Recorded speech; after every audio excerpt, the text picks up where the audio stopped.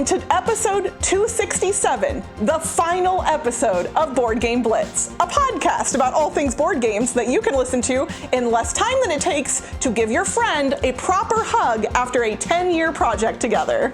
This week, we are saying goodbye to the show and to you, our listeners. First, we discuss a couple games we've played recently, Color Jam and Rosetta 2nd Edition. Then, we reminisce about our 10 years podcasting and honestly kind of just blab for a little bit. And now, here are your hosts, Ambie and Crystal. One quick announcement before we hop into the episode, and that's that this is the last episode. If you hadn't figured that out by now, welcome! It's the last episode. And also, look at us! We're here together in person! Yay! That's this is so weird. Pretty exciting. We don't do this very often, even though it's been 10 years. It's less than a handful of times that we've had the opportunity to record together in person, for the podcast at least. Yeah, so if you're watching the video, you can tell. If you're just listening to the audio might be different than usual. Yeah, different microphones, different location. My living room is not particularly soundproofed because, well, it's my living room. And we've got at least one doggo already on the video because Helly wanted to come hang out. So if you're not watching this on YouTube and you're a dog person, just know, I'm telling you now, there's dogs. So you should go watch it on YouTube and enjoy the fluffiness. Yeah. Recently, I got a preview copy, print and play of Color Jam. I don't have a box because it's just a print and play, but it's a coloring page book, or not book, coloring game. So Color Jam is designed by Jean Koo and Joe Kell, illustrated by Aaron Lau. But it's basically kind of like a color by numbers. It's solo or cooperative. Oh, it's published by Lunar Punk Games. It's going to be on Kickstarter in September, I believe. But yeah, I wasn't sure if I was going to be able to play it and talk about it in the podcast, but I wanted to try it out because I was thinking maybe I could play it with my kids. It's a coloring game, but basically it's like color by numbers kind of, but then the numbers change. So you have 6 colored pencils or markers or whatever. I did one last night at the hotel with just highlighters. It's very pretty. Midliners. Wow, that's highlighters? Midliners. Okay, but still. Pastel-y. Yeah. Yeah. And so there's a bunch of different coloring pages that I got, so different themes and stuff. And they have numbers, like sections with numbers on them, 1 through 4. And then you get 6 colors that you choose, and you say they're 1 through 6. The one on the left is 1, and the one on the right is 6. And so you pick each turn or whatever, each coloring session part, you're gonna pick one of the numbers and color it in that number part. So you're like, if number 2 is orange, then you can color in a number 2 orange, or you pick either one of them. But then the number that you pick goes over to the right and becomes number 6, and all the colors shift over. So the colors change which number they are. And then you're kind of planning ahead to try to get certain colors, certain things. You don't have to go for any goals. It can just be it ends up being kind of random colors sometimes, or each one has a couple of goals depending on what the sheet is. So the one I did has a unicorn and a castle and a bridge and a waterfall, and the goal says unveil the secret of the waterfalls or give the castle an intense aura. And then you can make up your own goals too. I wanted to make a rainbow. I saw that. I was like, ooh, you made your waterfall a rainbow. So I did that successfully. And my unicorn is 2 separate colors, but that's okay. I mean, yeah, well, it doesn't look like a real unicorn, but sure. Yeah. So yeah, there's different ones. There's this one with space, and it says give the rocket ship and astronaut matching colors. That's a goal. But you don't have to do the goals. You can just play for fun. Actually, last night when I was playing, I was trying to do it without goals, because the first time I played, I went for the goals. I was planning ahead, and I got them, and my kid actually joined me when I was playing it. I tried to play a solo game the first time. My kid's like, oh, I want to come play and color. And I was using his coloring pencils. And so, yeah, he joined and he was coloring, and then he was also making choices of what color he wanted. So that was fun, just switching off coloring with him. He would color one and then I would color one. But yeah, it works solo too. And I was thinking, oh, I can just do it as a relaxing thing, coloring thing, because I don't color that often. This has made me want to color more. And then You're making me want to color, and I don't even think I would like coloring at this point in my life. I feel like it would be too tedious for my brain the way it currently operates, but I love the idea of coloring. I know. Same here. Like, I saw some coloring books that I was thinking of, like, at Barnes & Noble, and I was like, oh, maybe I could get a coloring book, because then I like coloring. But then I'm like, do I like coloring, though? I feel like I get bored. But then with this game, I enjoyed it more than I thought, because, like, you're not just coloring. You have goals, and you're trying to do the goals, and then the colors change. So it kind of helps with your choices of coloring, I think. Like, I think maybe when I'm just coloring by myself, like, I'm sometimes not sure what color to do where and stuff. But here it helps you because you have just 6 colors, so it's a limited palette, and then the numbers only go up to 4 on here. So you're just looking at those ones, like, okay, which one do I want? Do I want this? And then you're kind of like have a goal of or an idea of what you want. So having the goal there kind of helps make the coloring more fun for me, I guess. I honestly, like, that makes sense. No, it's kind of like the idea at this point in my life of a paint by number feels better than a regular coloring sheet because it may still be tedious, but it's like deliberate tediousness, and I don't have to make decisions. Because if I had to make decisions, I feel like I would just rather just like draw my own art at that point, right? Like I don't. Yeah, but I mean, in Color Jam, like you are making decisions though. But then it's like game. Yeah. Like not just goals. Aesthetic choices. Yeah. So like, you're going for the goals. So I enjoyed it, and so it works as solo or as a cooperative activity where you're working together or like switching off which colors you pick and stuff. And it actually worked well. Like, it went pretty fast because then when my kid was coloring, while he was coloring, I could pick the next one because I know that his one goes over to the 6, and there's only like the 1 through 4 are the numbers that you can pick. So I didn't have to use his color. I would always use a different color than what he was using after him. Nice. Yeah, so like, because he would take longer to color than me sometimes, and so, or I would take longer to color than him or something. So then like we could be simultaneously coloring, which was nice. That is pretty cool. Yeah. So that's Color Jam. It's going to be on Kickstarter, I think, and I think it's going to be print and play. And it looks like you can go to lunarpunk.games and sign up for launch updates about when it goes to Kickstarter. Yeah, lunarpunk.games/colorjam. /colorjam, okay. Yeah, so that's Color Jam. All right, y'all, it's time. Rosetta, 2nd edition. This is so exciting for so many reasons. Everyone that's been here for a while knows how much Ambie and I loved the 1st edition of Rosetta, which was originally published by Story Machine Games, and then we kind of just built a working relationship with the people that were previously at Story Machine, and when we heard that they were shutting down their company a few years back, we were a little heartbroken because this is a game that we both really love, and we knew that it wouldn't be available anymore. I bought 6 copies at that point, and I've given all of them away like long ago. Like they disappeared so fast because I basically, anytime I taught this game to somebody and they liked it at all, I was basically like, and now you own it, because I knew they. Wait, so do you still have? Nope. You don't. I have my original. Okay. I have my copy. Okay. But all the extras I bought, I'm pretty sure are gone at this point, unless there's one like hiding somewhere. Whereas I still have extra copies of Strike. So, but of course I've kept those for Strike tournament purposes mostly. I've given a couple of them away. But so to make a long story kind of still long, Story Machine Games turned into DVC Games. We've covered some of their other games in the past, including on our last episode where we talked about Playthings. But yes, they've republished Rosetta as a 2nd edition, and there's more in here than there was originally. Would you like me to show you, Ambie? Yes. We're here together. I can actually do that. So the biggest new addition to Rosetta is the campaign book. So in the campaign book, basically this takes all of the difficulty out of Rosetta for somebody who doesn't feel like they're creatively minded enough. Yeah, I know. That was my problem. I'm going to spoil it for Ambie, but I'm not going to spoil it for you guys quite as much. I guess I could show it from a distance. But basically, each page of the book has a specific symbol that you pull out of the deck, a specific location that you pull out of the deck, and then it tells you what previous knowledge already exists about this civilization, and it also tells you which of the ability cards to pull out as well. So like everything is chosen for you up front. you don't have to make any decisions. Like, you know what the symbol means. Okay. So actually, it was funny because I played this with some friends, and I was like, oh, I want to try the campaign book. And then I did it, and I was like, oh. It's like, for somebody like me, this is not as interesting.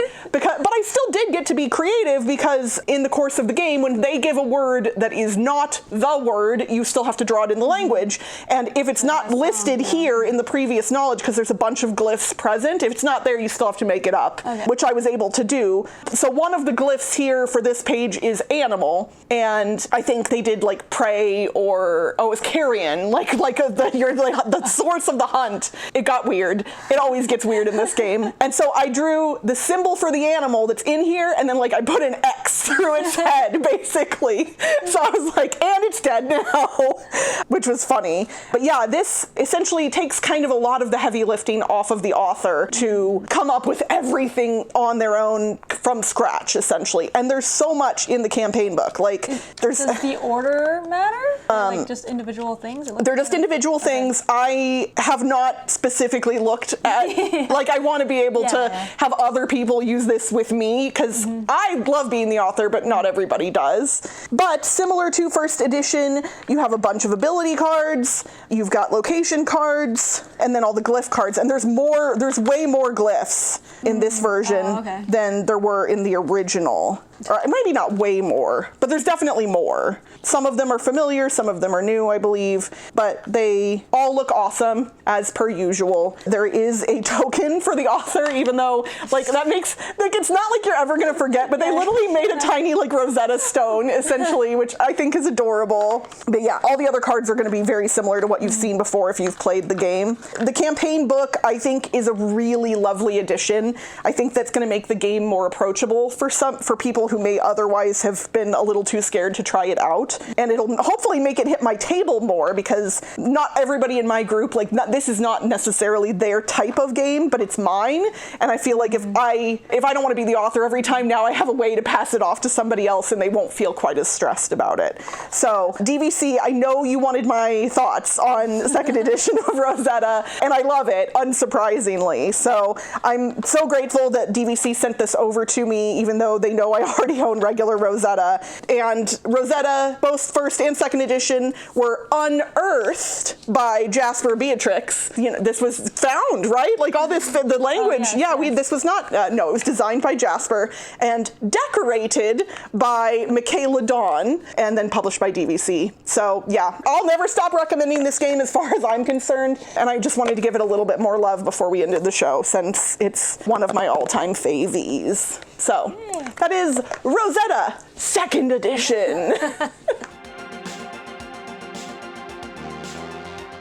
First off, I wanted to give just like a broad thank you to everybody who has been reaching out to us over the past like couple of months. We are still, I think, very solid in that this was the right time to end the show. Like, it's kind of come to its natural conclusion as far as we're concerned. And I was hopeful that it still held meaning for some people, but I honestly had no idea. Like, we've gotten a lot of really lovely comments. I would shout out people by name, but I know I'll forget, so I don't really want to do that. But like, I know we inspired other podcasts to start, which is a little bit wild. Like, there was one of our Blitzketeers friends of the show, he and his daughter started a podcast together, kind of because of us. Like, and I think seeing kids getting into it is especially neat, because that's something that we had never even really fathomed when we started this, right? Like, we were trying to be more representative of women in the hobby space, and we've, I think, ended up representing a lot of different groups and reaching out to different groups as a result of that as well. Yeah, and there's a lot more people in the hobby now, which is nice. Or like visible in the hobby. Yes. Like, Yes, there were people.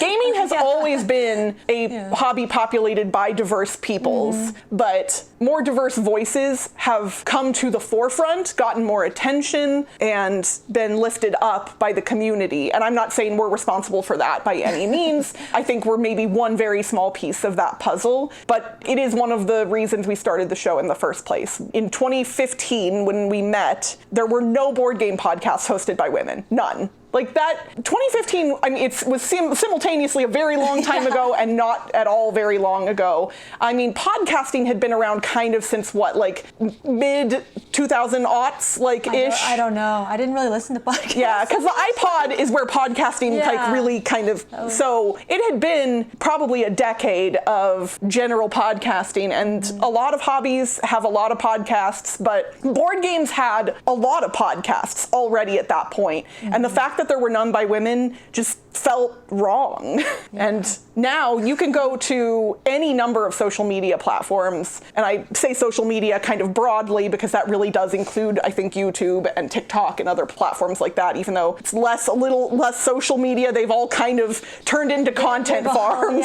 Like short form video is everywhere now. Instagram. Yeah, which we couldn't have even guessed that would be a thing. I mean, I used to be so active on Twitter, even with the Blitz account, and had to like give that up at one point. So the way we engage with our listeners has changed over the years as well. I'm kind of just blabbing. Do you have some thoughts? My mind is blank. Yeah, I don't know. Yeah, things have changed a lot. But we've had a lot of fun doing the podcast. We really have. I think you and I, we likely would have crossed paths and potentially met.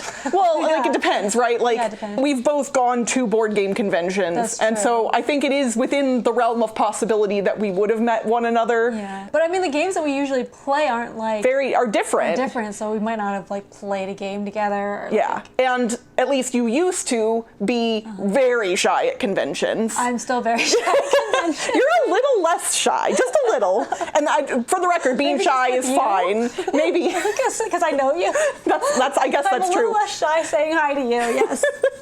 Also, I'm just so loud that like I just envelop people into my bubble. I'm just like, you exist here now. I've literally adopted introverts at multiple conventions and been like, you're my buddy, you're coming with me. And usually the introverts are very grateful for this. So for the record, always with consent. Like I don't just like abduct people at a convention. But yeah. Yeah, so yeah, the podcast, I don't know, yeah, like without the podcast, a lot of people probably would have not met. Yeah. Honestly, it's a big thing to say, but I think the podcast has made me a better person. It has forced me to think more critically about things that I am speaking about. You know, that applies to games here, but I think it has kind of transcended games for me in my personal life because my brain is now just wired to be a little bit more thoughtful in how I consider and critique things, potentially. Remembering that there is always another human on the other side of most stuff, right? So if we get on here and say X game is horrible and you shouldn't play it and whoever made it is a bad, like we would never do that because first off, opinions are subjective. We can't say a game is horrible. We can say we don't like it, but I mean, there are some games that are a little like, but you know, generally all games exist for a reason. Somebody created them with love, and yeah, I guess it's helped us like look at who a game is for more. Like if I don't like a game, you're just like, okay, I don't like it. That's it. But because of the podcast, if we're like talking about it on the podcast, and you just think more about who the game could be for if you don't like it. That's absolutely true. I agree. It's also, I think, broadened my board game taste quite a bit. Yeah. I still tend to love the things I love, but I've tried things that I probably wouldn't have otherwise. 18XX being a really good example of that. I played an 18XX game, and I will never do it again. I won even, but that was with a lot of strategic help from Toby. So really, Toby won that game is what that boils down to. But it is fun to say that I only played one, and I won, and I'm done now. Yeah. I quit while I was ahead.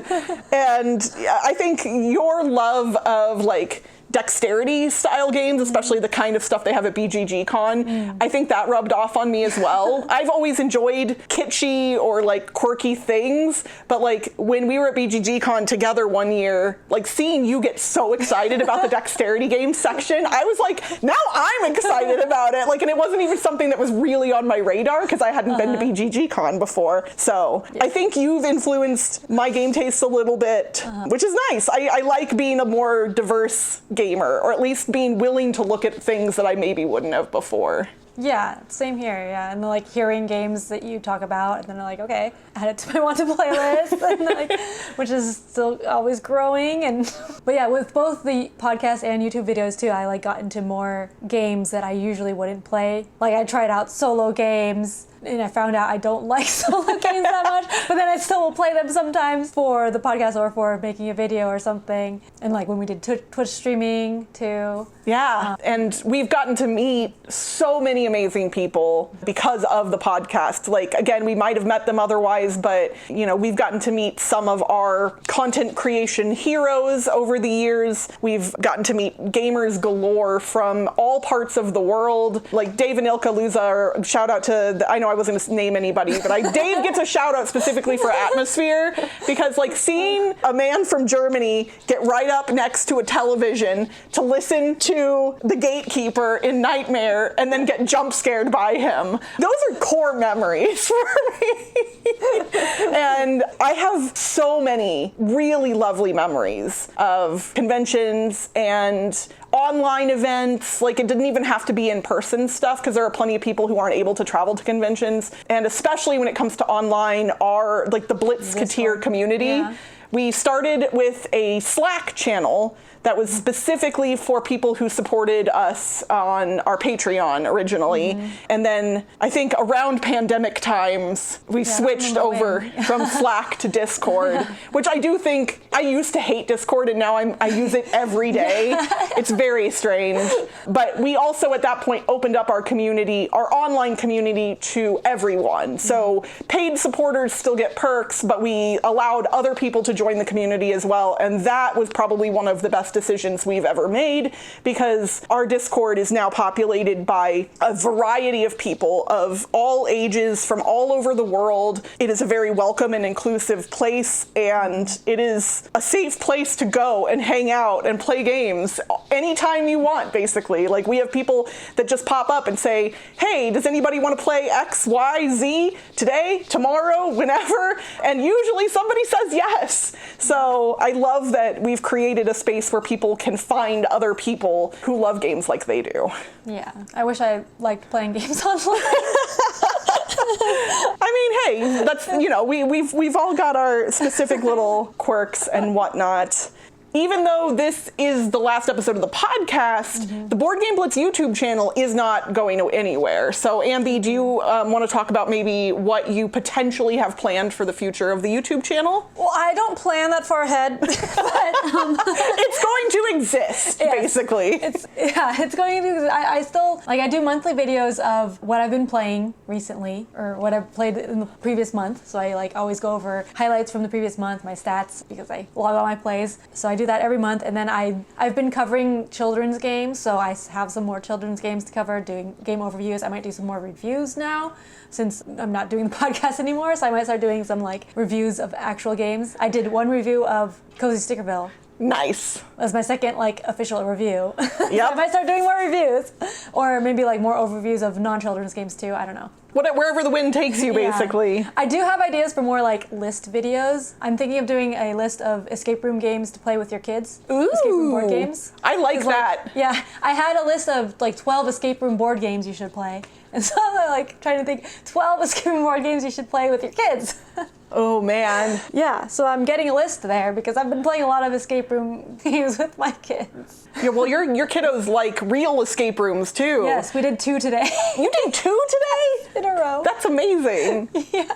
Oh my gosh.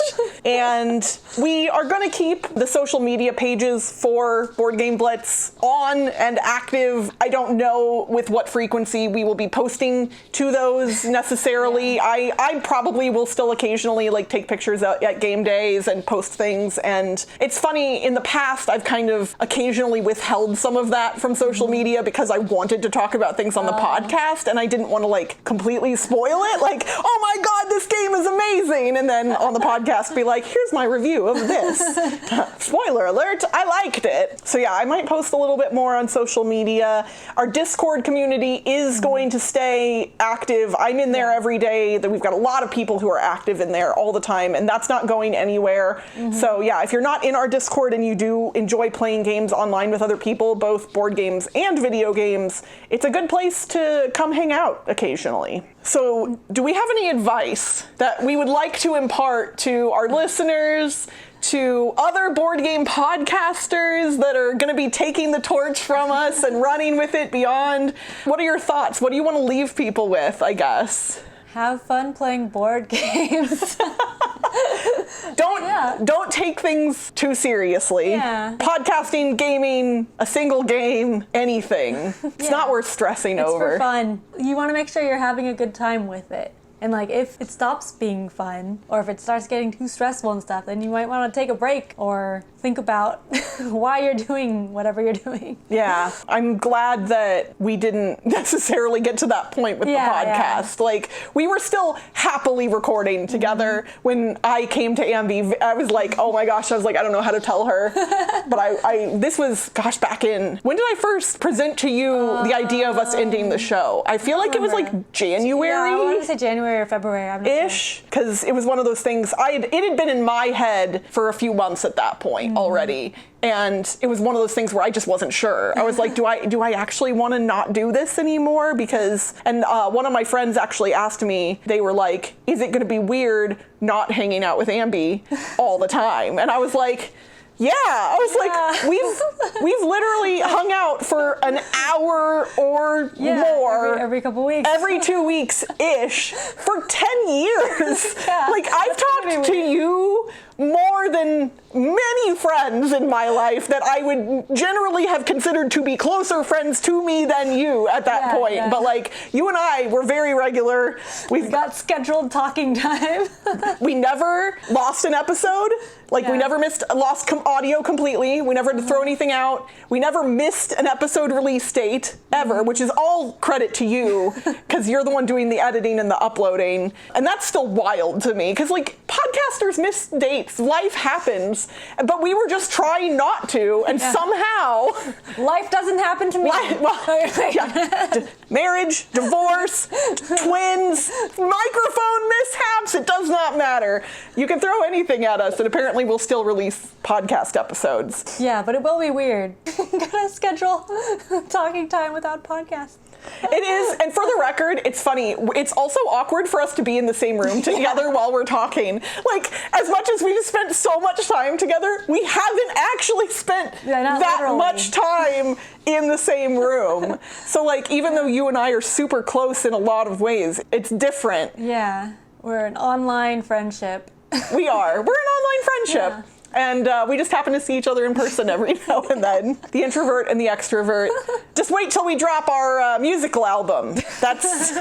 We have at least a parody of a musical album visually that we're working on. Hey, we've done a few songs. We have. Like, in the past. Yeah, we've done some parody work together in addition to all the parodies you've done on your own. So if people have not seen the song parodies that we've done over the years, that is definitely something to go check out on YouTube. Yeah, you wrote most of them. I think I only wrote in mostly entirety like one of the songs we did, the Rent parody. I think that's the only one. I think so. I thought you did the Weird Game Themes one. Oh, I did that one too. I think Rent was a co-op. Yeah, maybe. Co-op. I don't know. Co-op parody. Yeah. That's the one where I broke my poker table because I climbed on top of it, and you should not do that with a folding table. But it was worth it for the video. I don't know what else to say. It's hard to end this, even if it's the right thing and it feels like the right thing and we know it's the right thing. I am gonna miss you. Yeah, I'm gonna miss you too. Like, we've spent a lot of time together, and we're gonna still we can still be in Discord. We can still talk literally anytime we want. Like, we can message each other anytime. But it does, it's the world of board gaming and the world of podcasting and content in general have both grown and evolved and changed over the past decade in mostly, I think, very good ways. And so I'd like to think that we're leaving the podcasting and board game worlds a little better than we found them. And I think if that's all we accomplish, that's a pretty good thing to have done. And so I hope that we've done a little bit more than that. Obviously, from the really lovely comments we've been getting from people online, I believe that that is the case. But we were just originally 3 women, now 2 women, who wanted to talk about how much we love board games and make sure that other women and underrepresented groups in the board gaming hobby knew that they belonged. And that's about it. I think we did it. I think so too. And that's it for this week's Board Game Blitz. Visit our website, boardgameblitz.com, for more content and links. We want to thank Grey Fox Games for being a longtime sponsor of our show and Awesome Humans. Please support them by buying their games and showing them some love. We may not be releasing more episodes, but the Blitz community will live on. Join fellow Blitzketeers by joining the Board Game Blitz Discord for game nights, discussions, and more. Did you know you can help board gamers find our show in the future? Please take a couple minutes to rate and review us on your podcast provider or by showing off your Blitzketeer status by purchasing some Blitz swag at merch.boardgameblitz.com.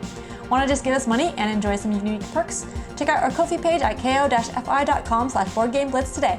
Our theme song was composed by Andrew Morrow. Until next time, we hope our show was good for you, maybe helped you find your play or two.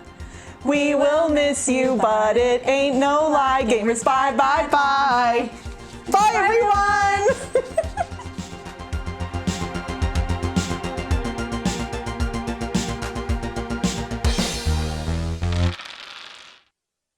Knows how much. everything's still plugged in. Yep. I think we're good. Marriage, divorce, twins, anything. Well, are we still plugged in? Yep. I think it's fine. Microphone mishaps, it does not matter. Then we talk about the lessons we've learned after 10 years of podcasting about board games. I don't really think that's accurate anymore. Talk about that. Okay.